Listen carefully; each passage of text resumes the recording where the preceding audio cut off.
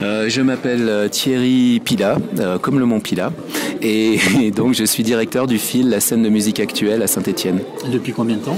Je suis directeur depuis 1 an et demi, mais auparavant j'étais programmateur du FIL depuis l'ouverture en 2008, donc je suis dans le FIL depuis 10 ans.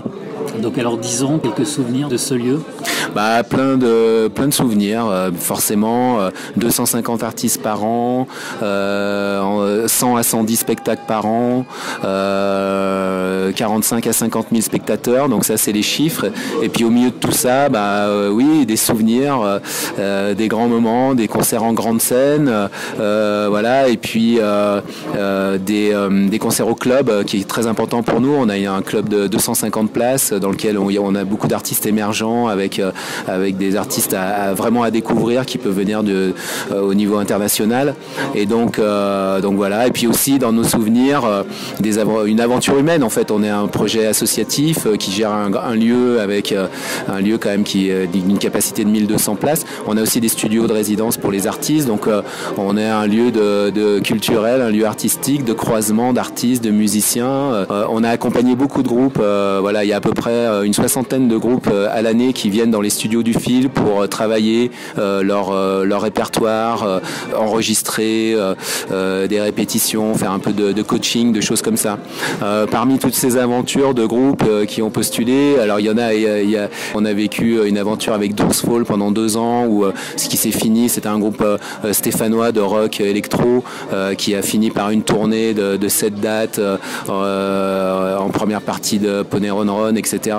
Il y a eu des aventures qui sont assez loin. On a monté un projet qui s'appelait Mondo Gift qui réunissait des musiciens stéphanois et du Sénégal. On a fait une tournée au Sénégal, plus des tournées en France. Ils ont fait des premières parties d'IAM, des choses comme ça. Voilà, il y a des projets un peu dingues. On avait fait aussi un ciné-concert de Notre-Dame de Paris sur un film de 1900 avec l'orchestre. Enfin bref, ouais, des choses très variées. Et puis voilà, et puis les groupes ils évoluent, ils passent à un autre projet souvent, voilà quoi. Donc voilà, et puis il y a aussi toutes ces résidences qu'on peut avoir. Alors on a aussi la Dubbing, on a l'Entourloupe, on a les Mario Populo, tous ces groupes qui viennent travailler sur la scène de la grande scène en fait pour préparer leur tournée, des choses comme ça. Alors les 10 ans du FIL, ça a lieu du mercredi 24 au samedi 27 janvier. Le mercredi 24, on ouvre au FIL en gratuit de 18h à minuit. Il faut savoir que tous les mercredis maintenant sont gratuits au FIL avec des animations, des jeux, des rencontres, des concerts gratuits.